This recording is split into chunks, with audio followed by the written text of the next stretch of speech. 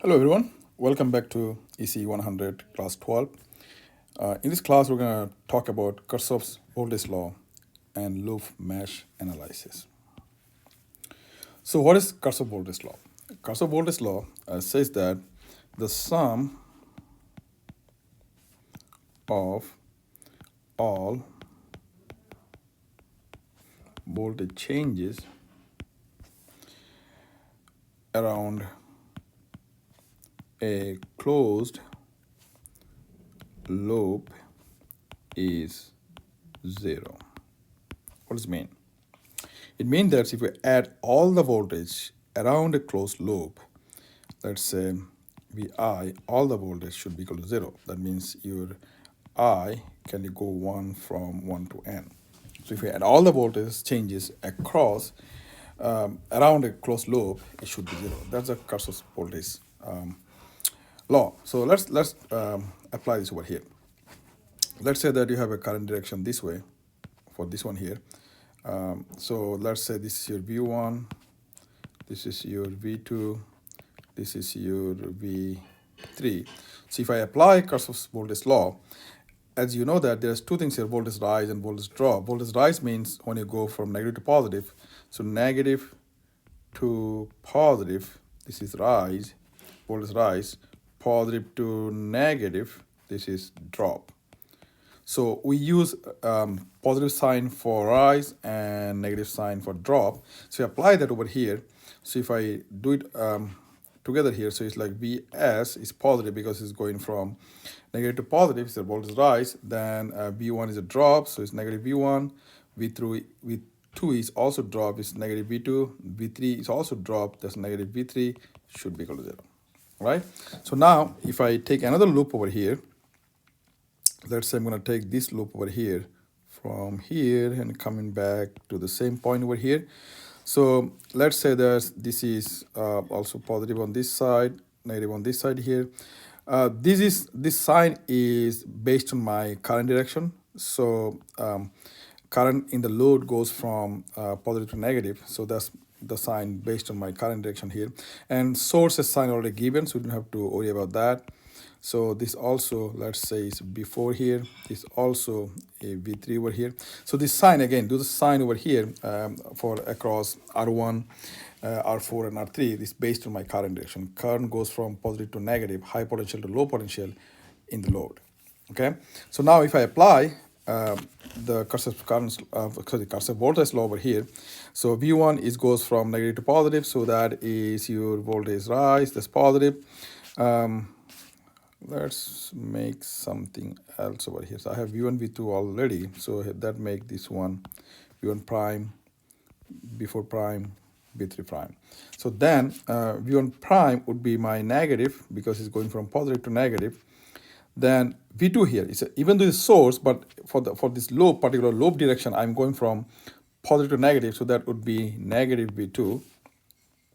Then for B4 prime is also negative, then also B3 prime is also negative, then should be equal to zero. So that is for this particular loop here. That is a Kirchhoff's voltage law. If you go around a loop and you add all the voltage changes, that should be zero. So let's use this particular Kirchhoff's voltage law in this simple circuit here to try to find current I. Again, so current direction is this way. So my loop, if I take the loop, the same direction as the current direction over here. So then this should be a positive on this side, negative on this side, because current goes from positive to negative to the load, and source already have the sign there. I don't have to do that. That also sign over here. That's also sign over here. So let's say that this is my V1, this is my V2, this is my V3. So then if I go around the loop here, so start from this point right here. So this is from negative to positive, so the voltage rise. So I have 12 volts here. Then over here, that should be positive to negative. That is negative, so it's voltage drop. V1, and this one here, 4 volts, is I'm going from positive to negative based on my loop direction, so it's also drop. Then here is also drop V2. Then here is also drop, which is V3 should be equal to 0. So now V1, V2, V3, we can use the Ohm's law to break it down further. So 12 minus 4 should be 8 over here. Then V1 is current is I, so I your resistance is 600, so is I times 600 over here. And over here V2 is same current, I times 100 over here. Then V3 is I times 500 and should be equal to 0. So now if I try to find I, if I add all those I here, I have 1200.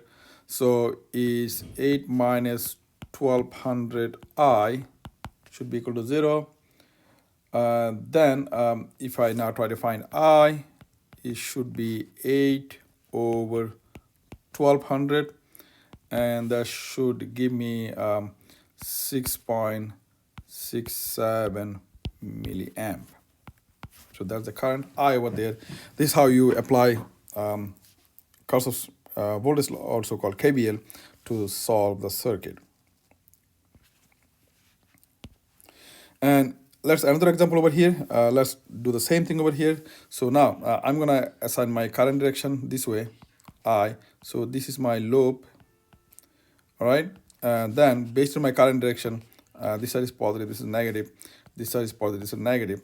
Again, I'm gonna say this is my V1 here, this is my V2 over here. So now I'm gonna start from my journey from here. You can start journey from anywhere you want. Okay, let's for this one, let's start my journey for this one at this point over here. Okay, so I'm starting journey from here, so I'm gonna go clockwise. So start from here. This 2 volts is negative because it's voltage drop. I'm going from positive to negative, and over here is also drop, so I'm gonna have V2 over here, and here is I'm going from negative to positive, so 8 volts would be rise, is 8, and over here is also drop, which is V1 should be equal to 0 using KVL, right? So now again I have -2, positive 8 is 6 here, and V2 I can say that is same current I going on, so 180 I, and V1 is 60 I should be equal to 0. So if I do a quick algebra here, is 240 I should be equal to 0. Then your I should be 6 over 240. 6 over 240 should give you 25 milliamps. So now I'm looking for the power dissipated by 60 ohm resistor. So power has 3 different equations. For now, I know current, I know resistance, so I'm gonna use the power equation is I squared R. So here my I is 25 milliamp squared, and my R is 60. So if I do the math, that should give you let's see 25 milliamp. So it's basically 0.025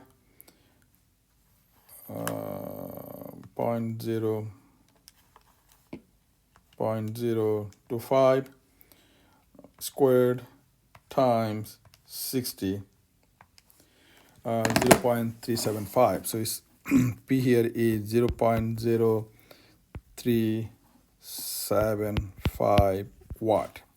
That's the power dissipated by the 60 ohm resistor. So here, let's go back.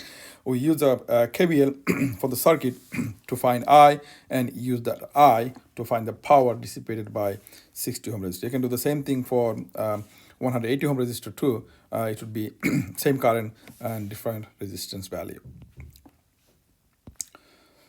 So loop for mesh analysis, I'm going to define what is mesh, what is loop in a minute. What is a analysis? You basically use direction of the current, and it's called the direction of the loop. Then you go around the loop and assign the sign for all the voltage drop for the load. Then you use the KVL to find the equations for that particular loop, and solve it. If you have two loops, then you have to have two equations, two simultaneous equation to solve. You know how to solve two equations to unknown. You can use that. Then you find the value of I. Then if once you have the value of I, you can find the voltage across any of the elements or the power dissipated by any of the elements. So what is the mesh? Mesh is basically a loop that does not contain any other loop inside it. So the loop can have another loop inside it, but mesh cannot have another loop inside it. So mesh is a loop without any loop inside it. So for this one here, I don't have a mesh, so I have only two mesh, mesh 1 and mesh 2. So mesh 1, mesh 2. If I try to do another mesh over here, it's cannot possible because this one here includes two other loop inside. So this one has only two mesh but three loops. So two mesh,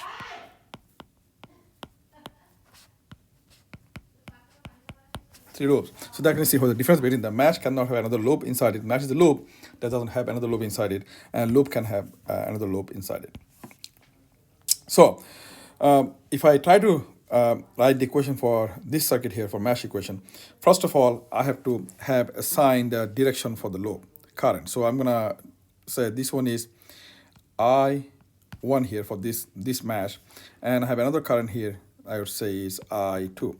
And as you know that I cannot have another mesh here because mesh cannot have another loop, so I have only two mesh, right? So based on my direction, now I'm gonna assign the sign for this one here, let's call it V1, and I'm going to assign the sign for this one here, let's call it V2. Now for this one here, there are two currents, right? This one sharing two currents, shares two currents. So what you need to do, you have to decide on what is the resultant direction of the current. So I'm deciding that my resultant current would go this way. That means, so I1 is positive and I2 is negative. So that means the resultant current over here is I1 minus I2. I'm deciding that my resultant current is going downwards. It could be the other way around. Once you find the current, if I2 has a higher value than I1, that means going other way around. But for my initial setup, I'm saying there is current downwards. That means this is the direction for that. So this should be V3, the V2. All right. So this is how you set up your circuit to write the equations. So again, very careful about the sharing branch because two currents there, you have to be very careful about that. So now if I try to write the equation here, write the equation over here. So let's write the loop 1 first. Okay, so I'm going to start from here. If I start from here, I have Vs is the voltage rise, so it's positive, and V1 is voltage drop, which is negative, and V2 is also a voltage drop, all right, which is negative because of my direction, and should be equal to 0. Now if I break it down here, so V1 is I1 R1, right, and V2, look at the current is not I1 or I2, is a combination of both. So here you have I1 minus I2 times R2 equal to 0. There's a loop 1 equation. You can simplify it more. And for the loop 2, so let's start from right here. We can start from here. Let's start. As you know, they can start from anywhere. You can start from there.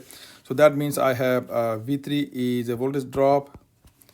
And now look at that. I'm going backward now. So here across R2, I'm going from negative to positive. So that means your V2 for this loop is voltage rise should be equal to 0.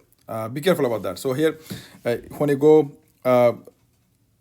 loop 2 or mesh 2, you're going from negative to positive for the R2.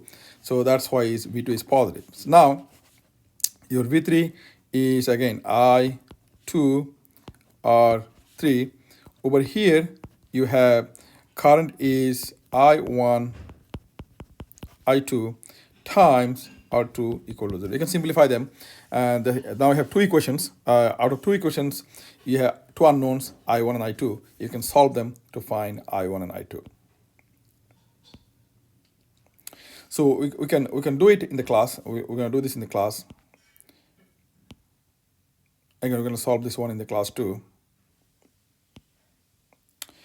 And this is also a simple problem for you to solve, how to solve two unknown two equations. And you have two methods, you know that one is substitution, one is what do you call it, eliminations. So either way you'll be fine. We're gonna do it in the class also. Then also we're gonna solve this problem in the class. So my goal was to give you background how to write your equations, how to get from circuit to the equations, and then you can solve them. Basically simple algebra. That's up to you to solve your problem. And I'll see you again for the next class.